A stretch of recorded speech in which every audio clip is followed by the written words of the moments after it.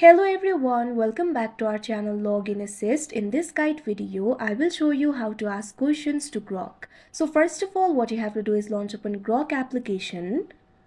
If you do not have this application, you can download it from Play Store and App Store. You can see over here, Grok application has been opened. To effectively ask questions to Grok AI, make sure to create an account for yourself and make sure to be logged into your account. Initially, you'll be led to this kind of interface. Now from here, you'll be able to ask anything to Grok. All you have to do is tap on the field Ask Anything that you can see at the bottom of your screen.